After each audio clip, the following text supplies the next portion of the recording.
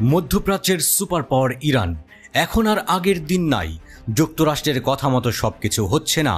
লেবাননের বিরুদ্ধে যুদ্ধ শুরু করার ব্যাপারে ইসরায়েলকে সতর্ক করে দিয়েছে ইরান।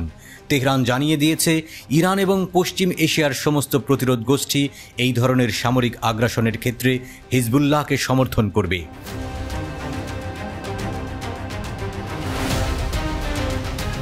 ইরানের বৈদেশিক সম্পর্ক সংক্রান্ত কৌশলগত কাউন্সিলের প্রধান কামাল খাররাজি ব্রিটিশ দৈনিক পত্রিকা ফিনান্সিয়াল টাইমসকে এক সাক্ষাৎকারে বলেছেন, লেবাননের বিরুদ্ধে ইসরায়েলের আক্রমণ একটি আঞ্চলিক যুদ্ধের সূত্রপাত করবে, যেখানে তেহরান এবং প্রতিরোধের অক্ষের সমস্ত শক্তি সব উপায়ে হিজবুল্লাহকে সাহায্য করবে।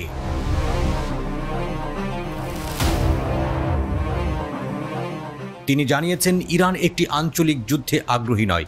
আরও উত্তেজনা রোধে যুক্তরাষ্ট্রকে ইসরায়েলের উপর চাপ দেওয়ার আহ্বান জানিয়েছে কামাল খাররাজি। পূর্ণাঙ্গ সংঘাতের ক্ষেত্রে ইরান হিজবুল্লাহকে সমর্থন করবে কিনা জানতে চাইলে খাররাজি বলেন, সমস্ত লেবাননের জনগণ, আরব দেশ এবং প্রতিরোধের অক্ষের সদস্যরা ইসরায়েলের বিরুদ্ধে লেবাননকে সমর্থন করবে।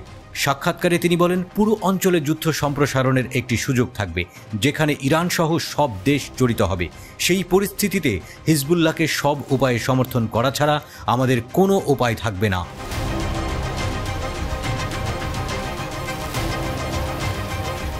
গত বছরের অক্টোবরের শুরু থেকে হিজবুল্লাহ ও ইসরায়েল একের পর এক মারাত্মক সংঘর্ষে জড়িয়ে পড়েছে। ফিলিস্তিনি প্রতিরোধ গোষ্ঠী হামাসের আশ্চর্যজনক অভিযানের পর তেল আবিব সরকার গাজা উপত্যকায় গণহত্যামূলক আক্রমণ শুরু করলে এই সংঘর্ষ শুরু হয়। হিজবুল্লাহ তার প্রতিশোধমূলক হামলা চালিয়ে যাওয়ার প্রতিশ্রুতি দিয়েছে যতক্ষণ না ইসরায়েলি শাসক গাজায় আগ্রাসন বন্ধ করে।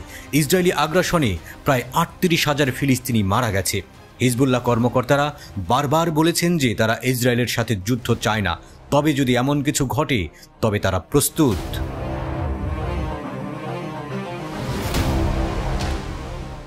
এদিকে ইরান একটি নতুন প্রশাসনের অধীনে তেহরানের পারমাণবিক কর্মসূচি নিয়ে ওয়াশিংটনের সাথে পরোক্ষ আলোচনা করতে ইচ্ছুক।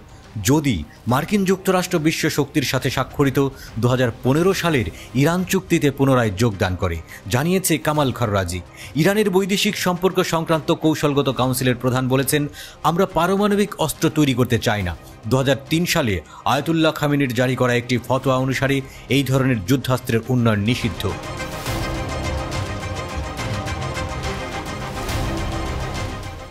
কামাল খাররাজি জানিয়েছেন, এখনো পর্যন্ত আমরা 60% বেশি ইউরেনিয়াম সমৃদ্ধকরণের সিদ্ধান্ত নেইনি, কিন্তু আমরা বিভিন্ন মেশিন এবং বিভিন্ন সেটআপ ব্যবহার করে আমাদের অভিজ্ঞতা প্রসারিত করার চেষ্টা করছি।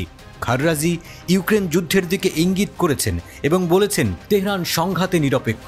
তিনি বলেন, যুদ্ধের আগে ইরান রাশিয়ার কাছে ড্রোন বিক্রি করেছিল। তেহরান মস্কোর কাছে ক্ষেপণাস্ত্র বিক্রি করতে পারে বলে পশ্চিমাদের অভিযোগকে তিনি উড়িয়ে দিয়েছেন।